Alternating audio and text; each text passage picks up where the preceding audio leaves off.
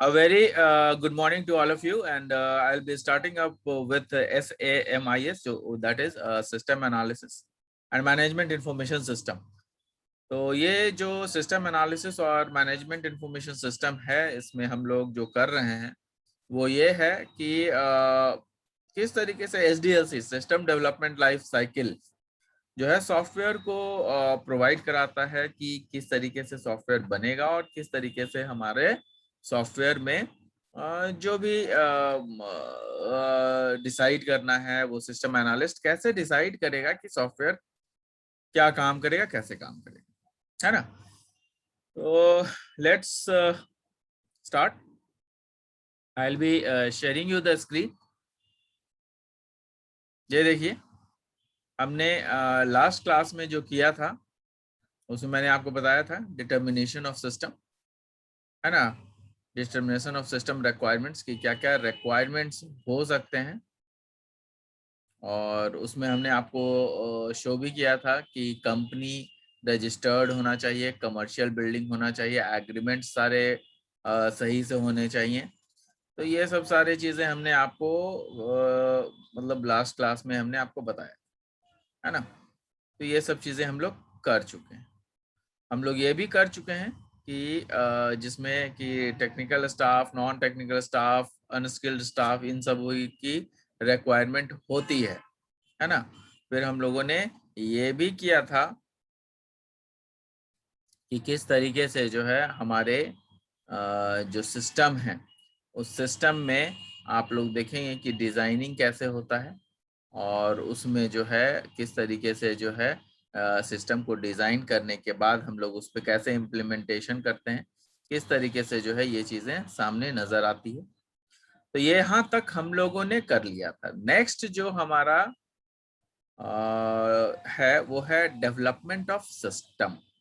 तो ये जो डेवलपमेंट ऑफ सिस्टम है ये this is very necessary. Development of system का मतलब समझिएगा। डेवलपमेंट ऑफ सिस्टम का मतलब ही है सॉफ्टवेयर का डेवलपमेंट, और जब सॉफ्टवेयर के डेवलपमेंट की बात करेंगे तो it will all related to codes, that is coding. तो इसमें क्या होगा कि इसमें हम लोग प्रोग्रामिंग, जो भी प्रोग्रामिंग करनी होगी सारी प्रोग्रामिंग इसी में होंगी, चाहे वो डेवलपमेंट फ्रंट एंड का हो या फिर बैक एंड का हो। किसी का भी डेवलपमेंट होगा तो वो हमें यहाँ पे ध्यान में रखना पड़ेगा कि जो डेवलपमेंट हो रहा है वो दोनों तरफ से हो, और डेवलपमेंट का जो फेज है वो काफी क्रूशियल फेज होता है, काफी इंपॉर्टेंट फेज होता है। तो इसमें फ्रंट एंड और बैक एंड दोनों का कोडिंग इन्वॉल्व होता है। In this phase, the actual development of system takes place. इसमें क्या होता है? Actual development of system takes place. In this phase, coding of front end as well as coding of back end is finalized. इसमें हम लोगों का जो coding है वो दोनों तरफ से, मतलब फ्रंट एंड से और बैक एंड से, दोनों का जो कोडिंग है वो फाइनलाइज किया जाता है। और फाइनलाइज करने का मतलब यह है कि पूरी जो कोडिंग होगी वो डिजाइनिंग के अनुसार होगी, जो डिजाइनिंग होगी उसके अनुसार होगी। तो जो डिजाइनिंग है उसमें हम लोग ये देखेंगे कि आपका जो कोडिंग है और जो डिजाइनिंग है वो किस तरीके से इसमें किया जाता है। तो in this phase the actual development of the system takes place and coding of front end and coding of back end is finalized. Back end का मतलब होता है डेटाबेस। अब यहाँ पर and database comes into existence. Here the design representation of front end, यहाँ पर जो ये चीज बहुत इंपॉर्टेंट है कि जो हमने डिजाइनिंग की है पहले, उसी डिजाइनिंग के बेसिस पे हमारा जो है ये चलता है। मतलब जो डेवलपमेंट होता है वो उसी डिजाइनिंग पर बेस्ड होता है, ना कि खुद से कुछ उसमें करते हैं। जब जो डिजाइन कर दिया गया वही डिजाइनिंग, सेम डिजाइनिंग हमें चाहिए। Are translated into actual program. Basically जो भी डिजाइनिंग है that has to be translated into actual program. For the development of software, developers may install or modify the purchased software or existing software.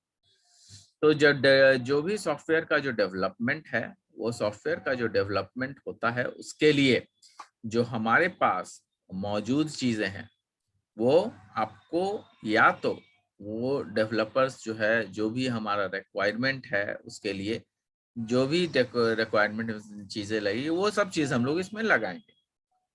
क्यों? क्योंकि हमें software को तो develop करना ही करना है। उसके लिए हमें कोई भी सॉफ्टवेयर इंस्टॉल करना हो, कोई मॉडिफिकेशन करना हो हार्डवेयर में, सॉफ्टवेयर में, तो उसको हम लोग करेंगे। और जो अगर एग्जिस्टिंग सॉफ्टवेयर भी हमारे पास पहले से कुछ सॉफ्टवेयर मौजूद है, उसकी कोडिंग भी अगर मौजूद है, तो उसका कोडिंग से भी हेल्प ले सकते हैं, क्योंकि बहुत सारी चीजें चेंज नहीं होती हैं, हर चीज चेंज नहीं होता है, कुछ चीजें जो है हमें मिल जाया करती हैं पहले के जो सॉफ्टवेयर्स हैं उनके डेवलपमेंट के जरिए काफी कुछ हमें मिल जाता है। तो यहाँ पे ये देखिएगा, परचेज सॉफ्टवेयर और existing software for coding purpose, they can also write custom design program. तो यहाँ पर जो कस्टम डिजाइन प्रोग्राम होता है वो यहाँ पर देखने को मिलता है। They can also write custom design programmes.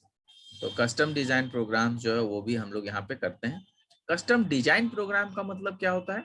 Custom design का प्रोग्राम का मतलब ये होता है कि जो जिस तरीके की डिजाइनिंग है सामने, उसी पर बेस्ड हम लोग प्रोग्रामिंग तो करेंगे, और कुछ ऐसे डिजाइनिंग्स भी होते हैं जो उससे भी बेहतर अगर हो गए, तो उनका जो भी डिजाइनिंग हमने पहले क्रिएट किया हुआ होगा किसी और सॉफ्टवेयर में, तो उसको भी इसमें हम लोग इम्प्लीमेंट कर सकते हैं। Programmers are also responsible for documenting the programs. तो जितने भी प्रोग्राम्स बनाए जाते हैं, ये बहुत ही जरूरी होती है कि उसका डॉक्यूमेंटेशन भी तैयार किया जाए। डॉक्यूमेंटेशन तैयार किया जाए, उसमें जो है प्रॉपर एक्सप्लेनेशन होती है डॉक्यूमेंटेशन की, कि यहाँ पर जो हमने कोड लगाया है वो कोड क्यों लगाया है और ये कोड करता क्या है ना। तो programmers are also responsible for documenting the programs, they provide an explanation. अच्छा, ये डॉक्यूमेंटिंग का मैंने एक लाइन लिखा है यहाँ पे, कमेंटिंग और प्रोवाइड लाइंस टू प्रोग्राम्स। तो कहने का मतलब जो डॉक्यूमेंटेशन है वो है क्या? तो डॉक्यूमेंटेशन, आप जब सी प्रोग्रामिंग किए होंगे तो आपने देखा होगा कि उसमें कमेंटिंग का ऑप्शन होता है।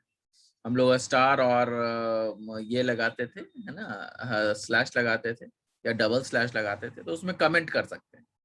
तो कमेंटिंग के जरिए हमें पता चलता है कि कहाँ पर कौन सा कोड क्या काम कर रहा है। तो वो चीजें बहुत जरूरी है। इसीलिए जब भी आप काम करते हो इन अ कंपनी, कभी भी आप जब कंपनी में काम करोगे, तो आपको ये जानना बहुत जरूरी है कि किस तरीके से डॉक्यूमेंटेशन होगा। और ये जो डॉक्यूमेंटेशन होता है, ये डॉक्यूमेंटेशन कुछ और नहीं है बल्कि आपका आपके ही लिए है।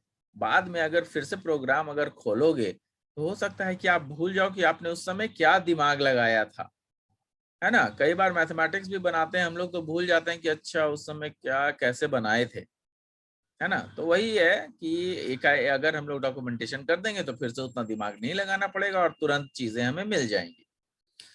तो यहाँ पर कमेंटिंग करनी चाहिए, है ना, ये जरूरी है, करना ही है, करनी चाहिए नहीं, करना ही है। तो ये programmers are also responsible for documenting the programs, they provide an explanation of how the procedure has been coded. अब ये काम क्यों करना है? ये काम, डॉक्यूमेंटेशन का काम इसलिए करना है क्योंकि कोई जरूरी नहीं है कि आप उसी कंपनी में हमेशा रहोगे। आपको दूसरी अपॉर्चुनिटी मिलेगी, आप फट से निकल जाओगे, तीसरी अपॉर्चुनिटी मिलेगी, तुरंत निकल जाओगे, दूसरे तीसरे लोगों को भी नहीं मिलेगी। पता चला कि एक टीम में अगर 2-3 लोगों को, 7 लोगों का टीम है और 3 लोगों को अगर अपॉर्चुनिटी, बढ़िया अपॉर्चुनिटी मिल गई, तो तीनों एक ही बार निकल लिए। तो हमारा तो जो काम किया हुआ, जिस कंपनी में हम काम कर रहे थे, जिसके लिए उसने पैसे दिए हैं उसने, उसका काम तो गड़बड़ा गया, आपने तो छोड़ दिया बीच में। लेकिन क्या उसका सॉफ्टवेयर कंप्लीट नहीं होगा? बिल्कुल होगा। तो जो नए लोग आएंगे वे लोग उस सॉफ्टवेयर पे काम करेंगे। अब जो नए लोग आएंगे उस सॉफ्टवेयर पे काम करेंगे तो उनको तो ये पता होना चाहिए कि आखिर डॉक्यूमेंटेशन में क्या किया गया है, किस हिसाब से कौन सा दिमाग लगा के यहाँ पर ये कोडिंग की गई है। तो उसके लिए जो है वो उस कोड को देखते हैं और साथ ही साथ उस कोड के साथ जो कमेंटिंग है वो भी देखते हैं।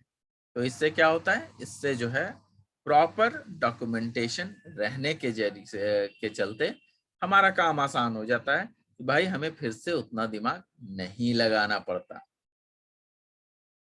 These documentation is essentials to test the program. कई बार ये डॉक्यूमेंटेशन नेसेसरी होता है जब हमें टेस्टिंग डॉक्यूमेंट, जब हम लोग ये जो फेज जो हम लोग अभी कर रहे हैं ये है आपका कोडिंग फेज, मतलब जो डेवलपमेंट फेज है। तो कोडिंग के बाद क्या होता है, टेस्टिंग भी होता है। तो टेस्टिंग कैसे करेंगे, जब तक आप उसमें कोड्स में आप ये नहीं डालेंगे ये कोड ऑफ लाइन्स किस चीज के लिए लिखा गया है, क्यों लिखा गया है, तो जब टेस्टिंग करेंगे तो उसका रिजल्ट हमें फाइंड आउट नहीं होगा। जो रिजल्ट आएगा वो हो सकता है कि समझने में दिक्कत हो। इसलिए भी कोडिंग में कमेंटिंग बहुत जरूरी होता है, डॉक्यूमेंटेशन काफी जरूरी होता है। ठीक है, तो यहाँ पे understand the codes for different company और clients to understand the actual flow of the program. ये समझने के लिए कि एक्चुअल फ्लो प्रोग्राम का किस हिसाब से चल रहा है। तो ये काफी जरूरी चीजें हैं। The documentation of coding is also necessary to carry out solutions at the maintenance phase. अब जब मेंटेनेंस फेज होता है उस समय भी ये डॉक्यूमेंटेशन बहुत जरूरी चीज है। वहां पर भी ये इतना ही जरूरत के हिसाब से काम होता है। काफी ढंग से वहां पर भी जो है मेहनत करनी पड़ती है और उसके डॉक्यूमेंटेशन काफी हेल्प करता है मेंटेनेंस फेज में। क्यों? क्योंकि हो सकता है कि जब हम मेंटेन करें, मेंटेन का मतलब क्या होता है, मेंटेन का मतलब ये होता है कि कई बार जो हम लोग सॉफ्टवेयर बनाते हैं उस सॉफ्टवेयर को किसी न किसी तरीके से रीमेक किया जाए ताकि आने वाले जो नए सॉफ्टवेयर्स हैं उसके साथ कंपैटिबिलिटी बढ़िया बन सके, ऑपरेटिंग सिस्टम के साथ सही से तालमेल खा सके। तो उसके लिए हम लोग क्या करते हैं, हम लोग कुछ ना कुछ सॉफ्टवेयर में ही चेंजेस कर देते हैं।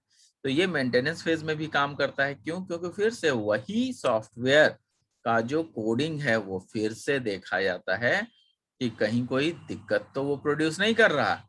तो इसलिए जो है ये भी जरूरी है, इसलिए भी ये जरूरी है डॉक्यूमेंटेशन, क्योंकि ताकि हम लोग जब मेंटेनेंस फेज पर काम करें तो हम लोगों को सॉल्यूशंस जल्दी मिल जाए। It has also a helpful for the user in knowing the system well. तो ये भी चीजें हैं कि भाई सिस्टम को समझने के लिए भी ये काफी जरूरी चीज है। तो ये आपका डेवलपमेंट फेज था। Next is system testing. तो सिस्टम टेस्टिंग में हम लोग क्या करते हैं, सिस्टम टेस्टिंग में हम लोग ये देखते हैं कि जो डेवलपमेंट हम लोगों ने किया है, जिसकी कोडिंग हमने कर रखी है, तो जो कोडिंग हम करेंगे उसी की टेस्टिंग करेंगे। जब कोडिंग हो जाएगी तो टेस्टिंग का बहुत बड़ा पॉइंट हो जाता है कि भाई जब कोडिंग हो गई है तो उसका टेस्टिंग करना बहुत जरूरी है। क्योंकि जो कोडिंग होगी उस वो सही से काम कर रहा है या नहीं कर रहा है ये देखना बहुत जरूरी होता है। तो system testing is what, first each and every module of the system is tested. सारा का सारा जो मॉड्यूल है वो टेस्ट किया जाता है। तो first each and every module of software is tested independently. Later the system is tested. जब पूरा हर मॉड्यूल को अलग अलग पहले टेस्ट किया जाता है, फिर सारे मॉड्यूल को एक साथ कंबाइन कर दिया जाता है। मैंने आपको बताया था कि किसी भी सॉफ्टवेयर को जब हम लोग बनाते हैं तो it is being divided into different modules. उसको अलग अलग मॉड्यूल्स में हम लोग बांट देते हैं। और जब हम लोग अलग अलग मॉड्यूल्स में हम लोग बांट देते हैं तो हर एक अलग अलग मॉड्यूल्स को पर कोडिंग होती है, मतलब डेवलपमेंट होता है। और फिर अलग अलग मॉड्यूल्स पे अलग अलग टेस्टिंग भी होती है। जब मॉड्यूल तैयार हो जाता है फिर क्या करते हैं, सारे मॉड्यूल को आपस में कंबाइन कर देते हैं। और आपस में कंबाइन करने के बाद हम लोग फिर से उसकी टेस्टिंग करते हैं ताकि सारे मॉड्यूल जब एक बार कंबाइन कर दिए जाएं तो कहीं कोई दिक्कत तो नहीं हो रही है, कहीं कोई गड़बड़ी प्रोड्यूस तो नहीं हो रहा है। तो इसके लिए जो है हम लोग फिर से एक बार टेस्टिंग करते हैं। तो after the system has been developed और coded, it is being tested, keeping all the different scenarios in the mind related to the different types of testing. Testing के जितने भी आयाम हैं उन हर चीजों को ध्यान में रखते हुए टेस्टिंग की जाती है। तो जो टेस्टिंग होता है they can be of different types, है ना। जो टेस्टिंग है वो डिफरेंट टाइप्स के होते हैं। कौन कौन से टाइप के होते हैं, तो यहाँ पर मैंने आपको दिखाने की कोशिश की है। यहाँ पे रिग्रेशन टेस्टिंग है, व्हाइट बॉक्स टेस्टिंग है, फिर और भी ब्लैक बॉक्स टेस्टिंग होता है। मैं अभी आपको दिखा रहा हूँ ये कौन कौन से टेस्टिंग होते हैं, है ना।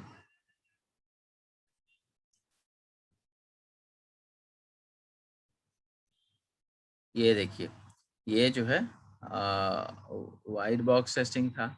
फिर यहाँ पे एक्सेप्टेंस टेस्टिंग है, यूनिट टेस्टिंग है, इंटीग्रेशन टेस्टिंग है, फील्ड टेस्टिंग है, ब्लैक बॉक्स टेस्टिंग है, अल्फा टेस्टिंग है, बीटा, यहाँ पे बीटा टेस्टिंग है। तो ये GHI मतलब 9 तरह के टेस्टिंग यहाँ पे मैंने आपको लिख के बताए। ठीक है, तो इसको आप लोग थोड़ा सा पढ़ लेंगे कि किस तरीके से ये सारे टेस्टिंग काम करते हैं, है ना। It is very important to check if the software developed meet all the requirements of the clients. ये बहुत जरूरी है कि जो क्लाइंट्स है उसी के अनुसार हमारा सॉफ्टवेयर बना हुआ हो। क्यों?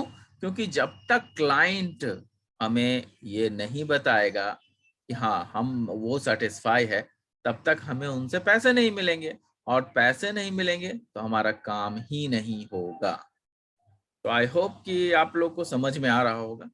एनीवेज, यहाँ पे देखिए, जब भी हम लोग टेस्टिंग भी करते हैं तो उसका भी डॉक्यूमेंटेशन बनाते हैं। वो जो डॉक्यूमेंटेशन बनता है उस जो जो टेस्टिंग के दौरान, उसको हम लोग टेस्ट केस लिखते हैं। टेस्ट केस कि जब भी हम लोगों ने प्रोग्राम को टेस्ट किया तो उस टेस्ट में क्या पाया, है ना, तो उसको हम लोग टेस्ट केसेस लिखते हैं। It is very important to check if the software developed meets all the requirements of the clients. This is why testing of the system is done. For testing the system, for testing the system, various test cases are prepared. उसके लिए बहुत सारे test cases लिखने होते हैं। A test case is certain made of situation on which the system is exposed, so as to find the behavior of the system in that real situation. The test case or the test cases require data, and these data can be artificial data or real data. तो यहाँ पर देखिए, यहाँ पे क्या कहता है कि जो टेस्ट केसेस है वो test case is certain made of situation. वो किस पर्टिकुलर सिचुएशन पे डिपेंड करता है कि कैसा टेस्ट केस लिखा जा रहा है ना। तो वो जो टेस्ट केस है that is being taken in account, और वो टेस्ट के सिचुएशन के अनुसार देखा जाता है कि इस हर पर्टिकुलर सिस्टम के ऊपर, मतलब हर तरह के अलग अलग सिस्टम हो सकते हैं, और उस सिस्टम के ऊपर जो है ये टेस्ट किया जाता है कि भाई जो हमने सिस्टम चूज किया उस पर सही चीज चल रहा है कि नहीं चल रहा है। अगर हार्डवेयर में कोई चेंजेस किया तो वो सही चल रहा है कि नहीं चल रहा है। A test case is certain made of situation on which the system is exposed, और वो सिस्टम के द्वारा जो है उसमें एक्सपोज किया जाता है, उसमें कहा जाता है कि भैया ये काम है, ये काम है, ये काम है, ऐसे काम, तो ये कैसे होगा। तो ये सारा चीज इसमें किया जाता है। A test case is certain made of situation on which the system is exposed so as to find the behavior of the system, ताकि ये पता चल सके कि आखिर सॉफ्टवेयर कैसे रिएक्ट कर रहा है, हमारा जो सॉफ्टवेयर है वो कैसे रिएक्ट कर रहा है, ये हमें पता चल सके। तो ये बहुत जरूरी है, इसीलिए टेस्टिंग बहुत जरूरी चीज होता है। इसीलिए हम लोग टेस्टिंग पे काफी ध्यान देते हैं, क्योंकि हमारा प्रोग्राम तो डेवलपमेंट तो हो चुका, प्रोग्राम तो लिखा चुका, लेकिन उसके लिए जो टेस्टिंग की जाती है उसमें हमें ये पता करना होता है कि प्रॉपर काम हुआ है या नहीं हुआ है। प्रॉपर कोडिंग की गई है या नहीं की गई। तो this is very important. The test cases require data and these data can be artificial data और रियल डेटा। जो टेस्ट केसेस हैं वो उसमें हम लोग डेटा डालते हैं, पहले गलत डेटा डालते हैं, सही डेटा डालते हैं, देखते हैं। कई बार जब आप प्रोग्राम बना लेते हैं, याद होगा आप लोग को सी में कि कई बार आप लोग प्रोग्राम बनाते थे तो आप लोग उसमें डिफरेंट डेटा डालते हैं। चलो एडिशन कर देते हैं, सब्सट्रैक्शन करके देखते हैं। अच्छा चलो सब्सट्रैक्शन में हम लोग पहले ये देखते हैं कि नॉर्मल इंटीजर दिए तो क्या हुआ, और अगर हम लोगों ने ऊपर में इंट लिखा है और नीचे फ्लोट नंबर दे रहे हैं, मतलब हम लोग जो है जब डेटा एंटर कर रहे हैं, इनपुट कर रहे हैं, तब जो है हम लोग फ्लोट दे रहे हैं, तो उसमें क्या हो रहा है। तो कई सारी चीजें इसमें आपको देखने को मिलेंगी। तो यहाँ पर आई होप कि आप लोगों को समझ में आया होगा। तो मैं बहुत ज्यादा आप लोगों को नहीं कर रहा हूँ। इम्प्लीमेंटेशन जो है आप लोगों को जो है मैं नेक्स्ट क्लास में बताऊंगा। धीरे धीरे हम लोग पढ़ेंगे, लेकिन हम लोग जो है थोड़ा ढंग से समझ के पढ़ेंगे। इसीलिए I am giving you time. थोड़ा सा मैं टाइम दे रहा हूँ आप लोगों को कि आप लोग किस तरीके से इसको देखेंगे। तो नेक्स्ट जो है हम लोग इम्प्लीमेंटेशन से शुरू करेंगे। हम लोगों ने आज क्या क्या किया है, हम लोगों ने आज किया है सिस्टम टेस्टिंग किया है, फिर हम लोगों ने क्या किया है, डेवलपमेंट किया है। दो ही टॉपिक हमने किया है, लेकिन इन दोनों टॉपिक को आप कंप्लीट कर लेंगे कि डेवलपमेंट में क्या होता है और फिर टेस्टिंग में क्या होता है, कितने तरह के टेस्टिंग होते हैं। तो आप लोगों का काम ये भी होगा कि जो मैंने डिफरेंट टाइप्स ऑफ टेस्टिंग लिखे हैं, जैसे regression testing, white box testing, acceptance testing, unit testing, integration testing, field testing, black box testing, इन सब चीजों को भी आप पढ़ लेंगे। मेरी आपसे रिक्वेस्ट है कि इसको आप पढ़ लेंगे। ऐसे कई बार ये सब चीज पूछा नहीं जाता है, इस बहुत ज्यादा इम्पोर्टेंस नहीं है, लेकिन फिर भी आप पढ़ लेंगे। मुझे मौका मिलेगा फिर मैं बाद में आपको इसको भी पढ़ा दूंगा, लेकिन आप लोग अभी के हिसाब से जरूर पढ़ लीजिए। ठीक है, बाद के और चैप्टर्स में ये सब चीजें इंक्लूड होंगी, उस समय भी मैं डिस्कस करूंगा इन चीजों को। तो आई होप कि आप लोगों को समझ में आया हो। तो thank you guys, thanks a lot. We'll meet in the next class and we'll start from implementation. Thank you, thanks a lot, bye bye, and have a good day. Be safe.